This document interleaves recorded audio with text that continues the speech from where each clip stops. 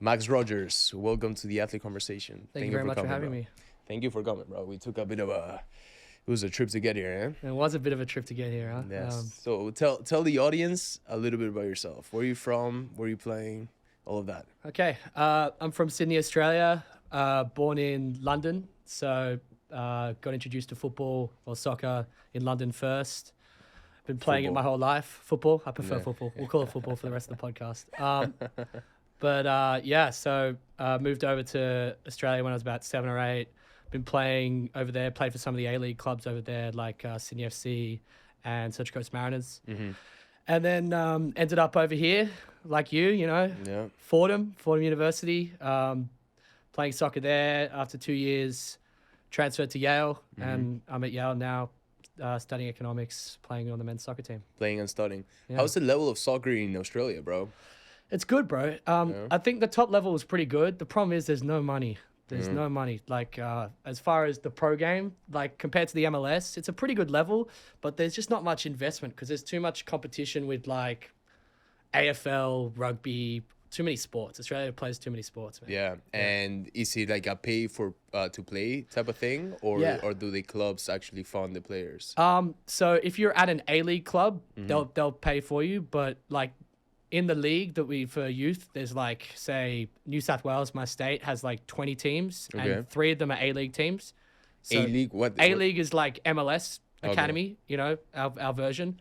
And if you're in those academies, they pay for you. But the other 17 teams, it's pay to play like here. Okay, and let's say if you're a kid from Australia like you were, and you're trying to come to the US and play here, how would you go about it?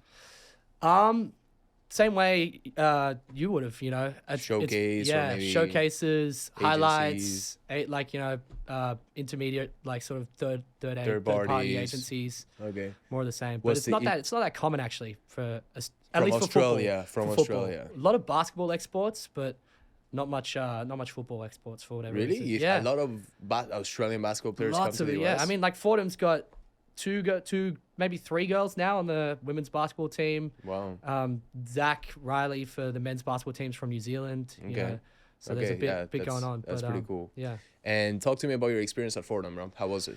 I love Fordham, man. Yeah. Shout out to Fordham. Yeah, man. shout Let's out go. Fordham. I love Fordham. Had a great time. I think I was lucky to kind of meet some really amazing people, like yourself. I think we got pretty lucky with our little group, Yeah. We had a good couple years on the pitch and off the pitch, had a good time. Winning is always great.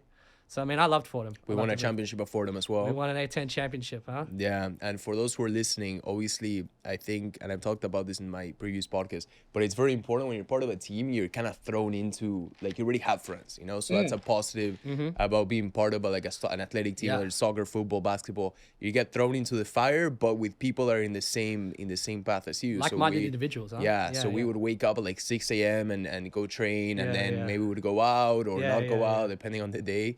But we definitely developed a bond that regular students don't have, right? Absolutely. And you got to experience a bit of both. Yeah. Because you played, we played together for 2 years. We won a championship. Yeah. But then you decided to go to Yale, right? So you had a bit of a window that you weren't part of the team, right? Yeah, that's so. spring. What are the differences between being part of the team and then out of nowhere just not having that constant training every day and stuff like that? I think structure is the big one. I think the big difference. I think athletes in general are quite lucky, I would say, that they have that sort of structure and schedule that they have to follow, because it kind of forces you to be on it. You know what I mean? Yeah. It forces you to manage your time, forces you to get out of bed, in the morning, which, sometimes you don't want to do. Yeah.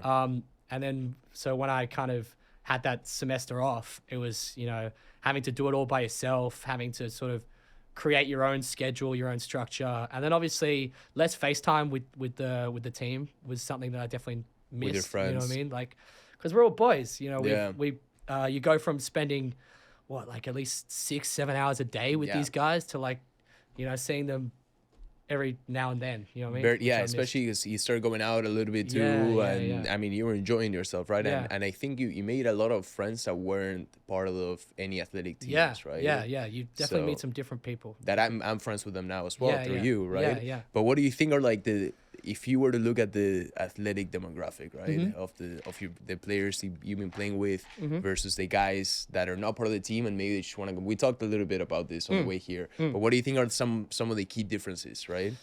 Other than not having the structure, Yeah. like, is it more like the mentality is just not there? They're not disciplined, maybe as disciplined in the things that you would be if you're a part of a team. I mean, it's a completely different life. It's you know a what I mean? different It's a life, huh? completely different life. Let's talk about that. You go from, as an athlete, not only do you have to worry about athletics, but you've got like academic advisors, coaches that are on you. Like you can't just be not going to class. You know, you like can't you've just got lag off. You've got people whose full-time job it is to like be like, dude, like you got to go to class, like, or you got to get your GPA up, and then all of a sudden, like, I think you don't have that sort of structure and those sort of people who do that when you're not an athlete. So there's less motivation, I think, and it's much more like a just here to have a good time and get a degree thing. Whereas I think when you're an athlete, you're just more driven. You've got more going on. You've got like, instead of just school and going out, you've got school.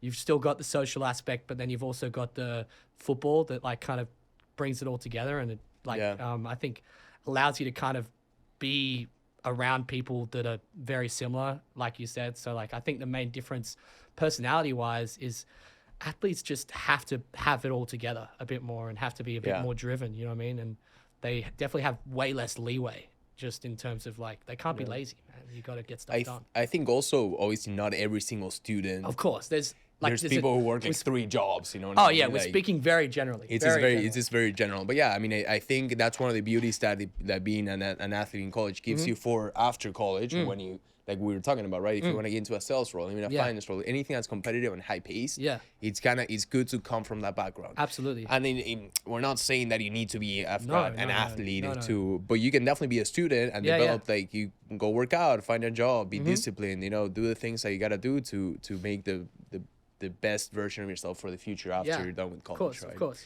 So now let's move on a little bit into Yale. Yeah. That's an Ivy League. Yeah. How does that? How did the transition go? What are the main differences between schools? How's that going for you?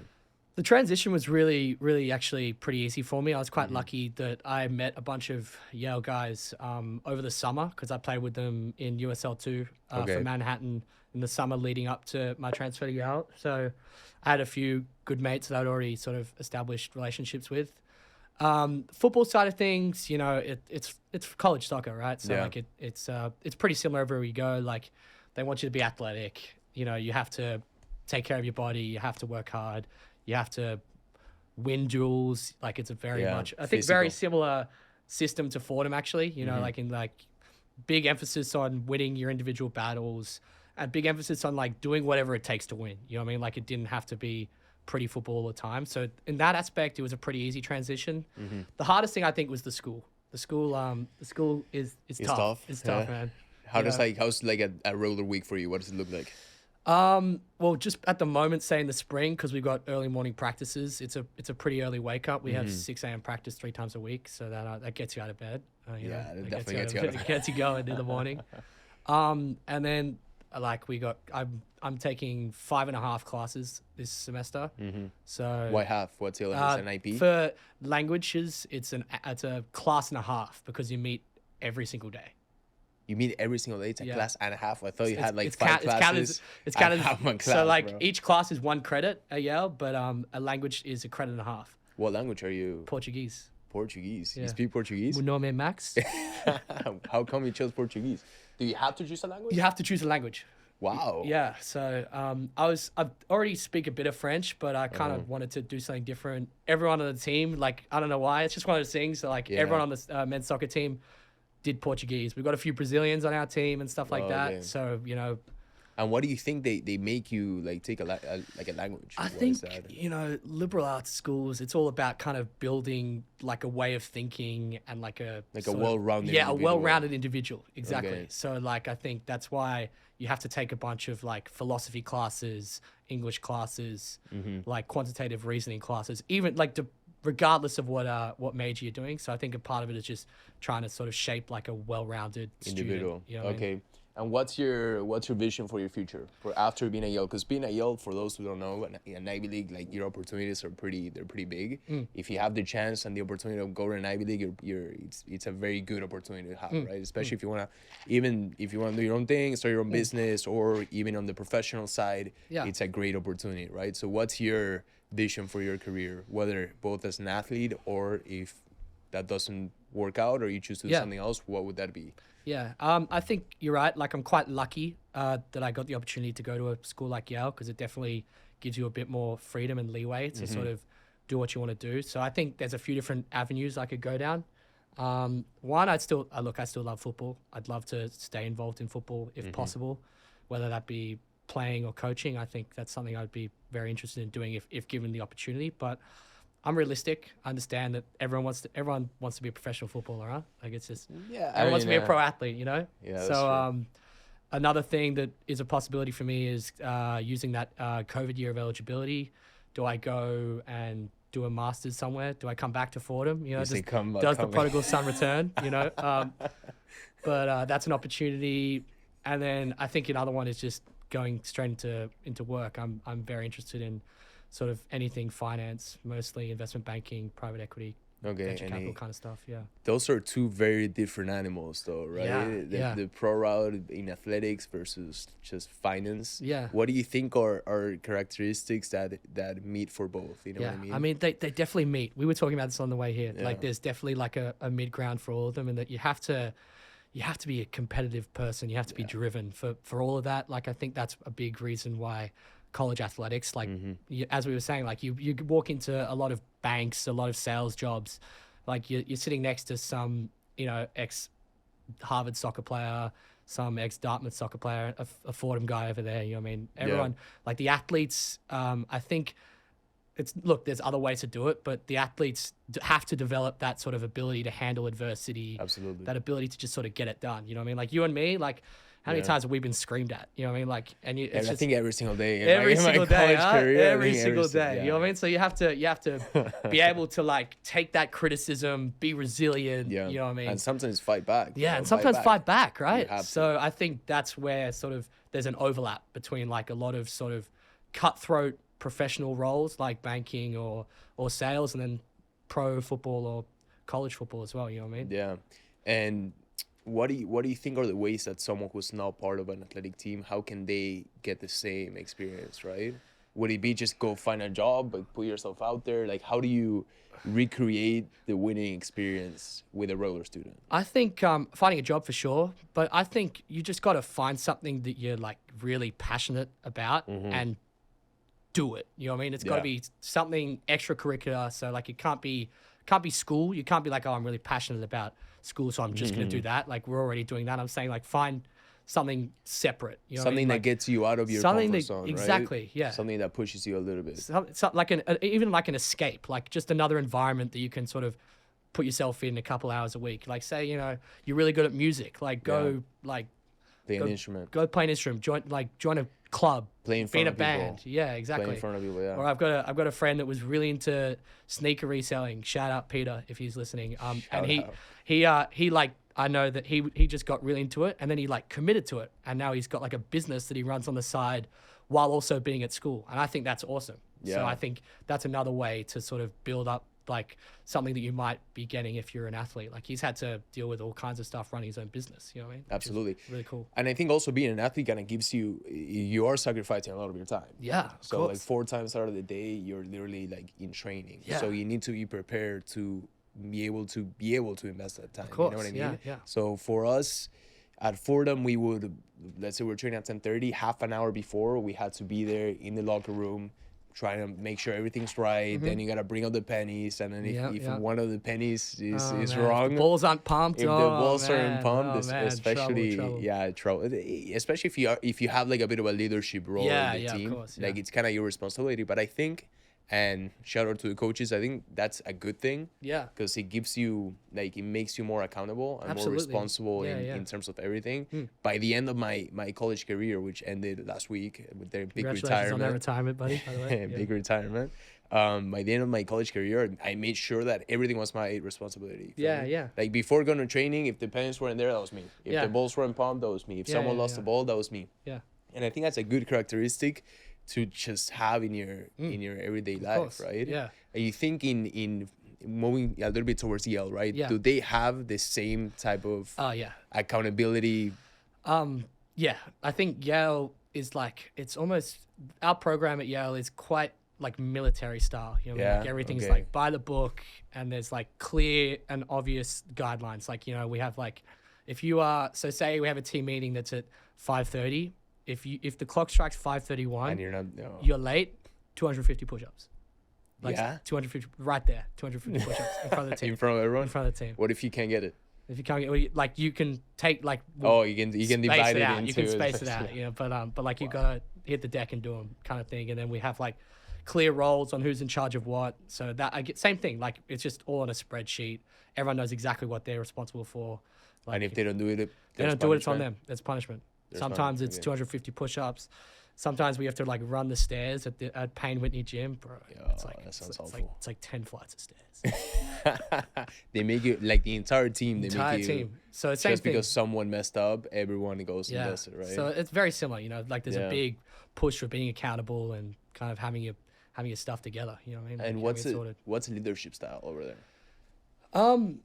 Very democratic. So we've got like a captain, and then there's probably a leadership group of about 8 guys. A leadership group? What's that? What do you do? I'm not in it. Yeah. I'm not seen as a leader. But not yet.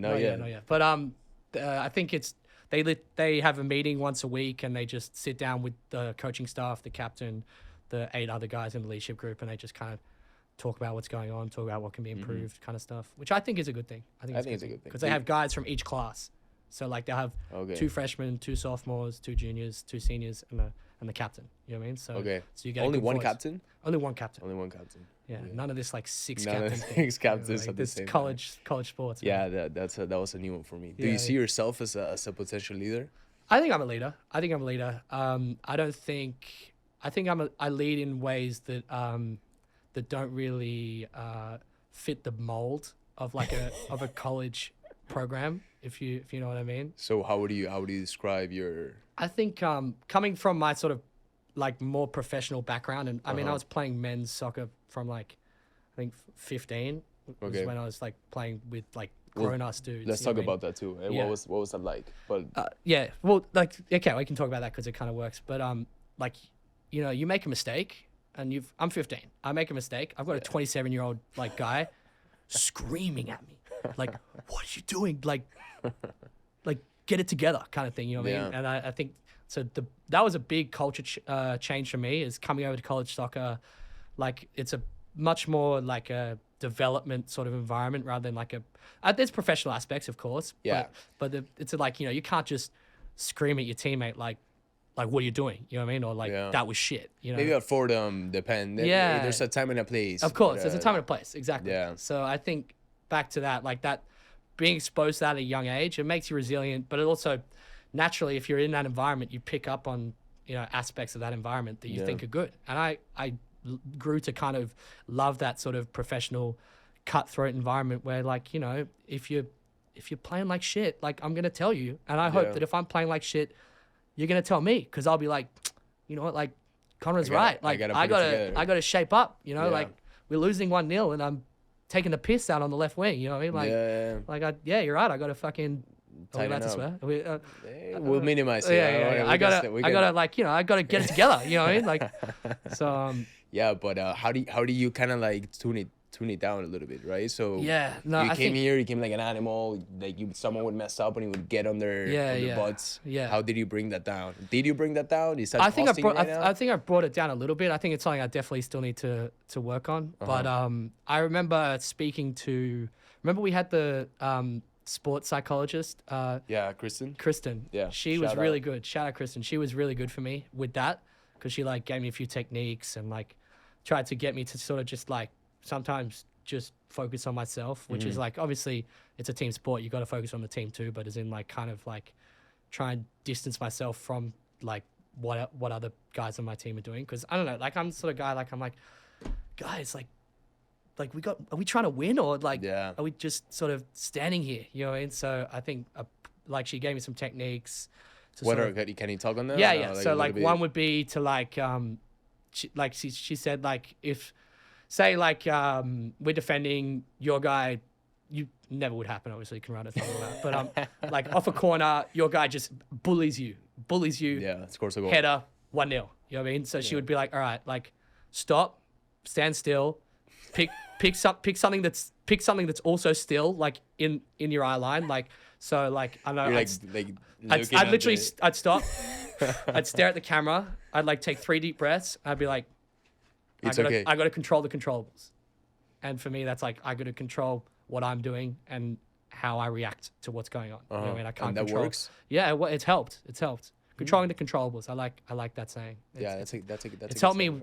See again, like it's helped me off the field as well. Controlling the controllables. I mean, you're gonna keep that for the rest of your life. Right? That applies to everything. Yeah, it applies to literally everything. Literally everything. Like, jobs not working out. School, you got a bad grade on an essay or something. You know, like you got a crazy deadline. Like you got to just control the controllables. Like what can I focus on? Yeah. How can I attack this problem like piece by piece instead of being like, oh, this is the end of the world. Like, you know, everything sucks. And he talked coming back to control the controllables, right? But putting it more into the perspective of the social aspect of going out in college and so on. Yeah. We talked about this on the way here. You have a very interesting philosophy that I agree with. Yeah. That if you're gonna go out or if you're gonna go enjoy your time with friends over the weekend, you need to win your week. You gotta earn it. You gotta earn it. I think that comes from the athlete thing as well, right? Like, cause I mean, in our heads, it's like, all right, during the week, it's preparation. There's no messing around. Yeah. I'm busting my balls because Saturday is game day. You know what I mean?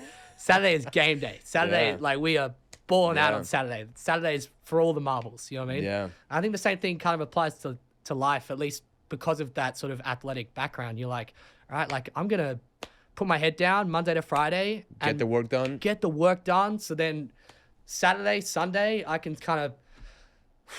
You know what I mean? Yeah. I can rock up to New York City. I can see my boys. I can be like, I've got no work to do. Like, I've got it all done. Don't feel bad about it. Don't feel bad about it. I'm just going to be in the moment, have a good time with my guys, and be guilt-free about it. You know what I mean? I think that definitely comes from that, like, athletic background of being like, all right, like, I got to prep for this weekend. You know what I mean? Like, I got to, like, you know. Your biggest, I'm quoting my very good friend Kike, my biggest performance day has always been the weekends. Oh, yeah. That was his answer to when an interviewer asked him, "Are you okay with working the weekends?" He goes, "Dude, I've been working weekends since I was 12 years old." Exactly.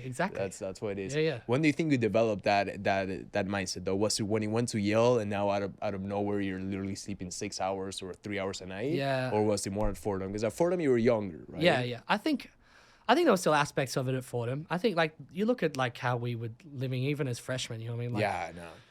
We had 6 a.m. lifts like twice a week in the spring. It was cold, man. Like I remember we'd all wake up at 6, like check on each other, and then I remember like we would walk from what was that dorm we were in? South. We'd walk from South to the lift to the weight room. Not a word. No one would say a word. It would be 10 minutes. 10 minutes of Savas, Adri, Rowie. Like everyone's just like, oh man. Like, but then you get in and you then you get it done.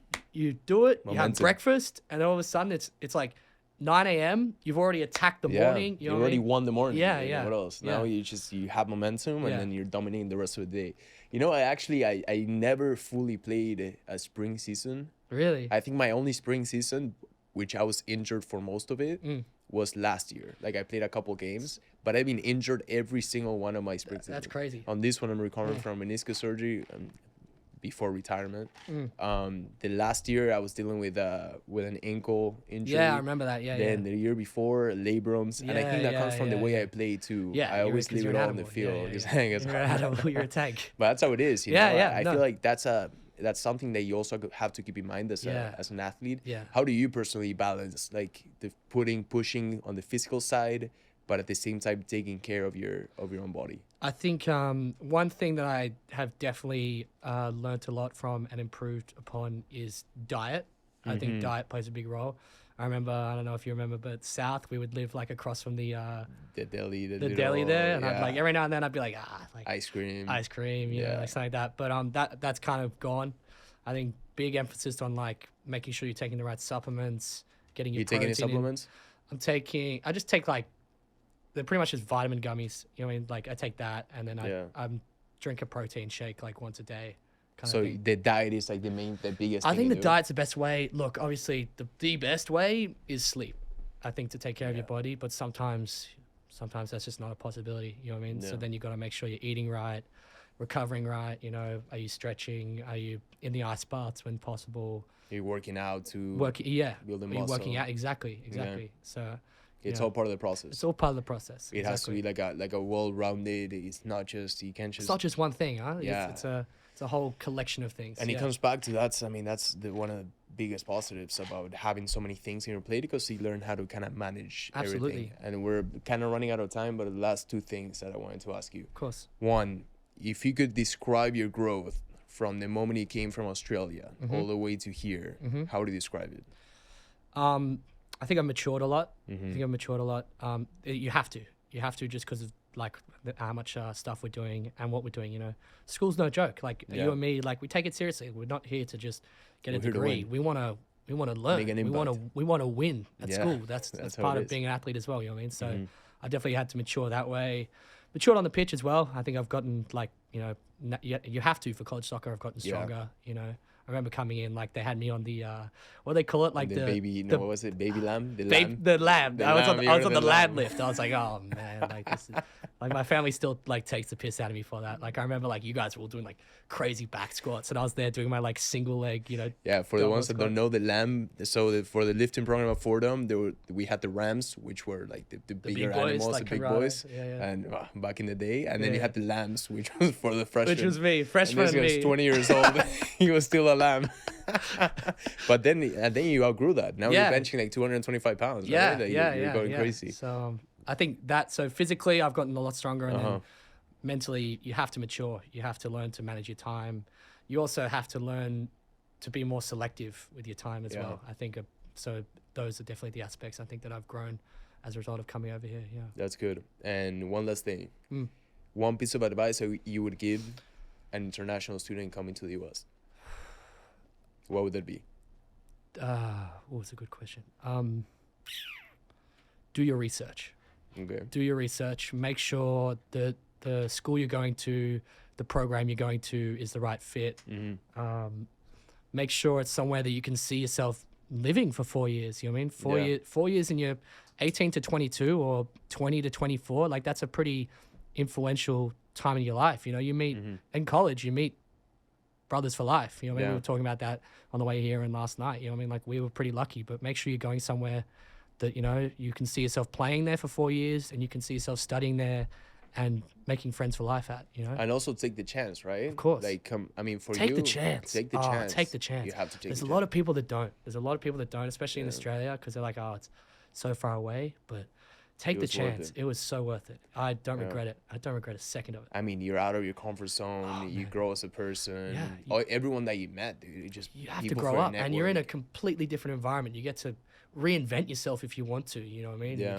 You have to do it all on your own in some ways because your family's on the other side of the world. You know, like you're calling them. I see them once a year now, but so that forces you to grow up. But especially you, because you have a very interesting like path in the States. Like you over the summers, you don't go back home. No, you just stay here. You stay focused. So for you, especially coming from you, I feel like you're very experienced, and that your family's all the way in Australia. Yeah, You man. know, it's not like South America or maybe Europe. There's a big time difference. 25 hours of travel. But you deal with it, and you grow as a person because Absolutely. of it, right? So for all the international students who are looking to come, take the chance. Take man. the chance. It's definitely worth Take it. the right? chance. Definitely worth it. And on that note, Max Rogers, thank you very much for coming. It Thank was you a very pleasure. much for having me. And we'll be live in a couple of weeks. Yeah? Cool. Looking forward to it. Thank you, guys.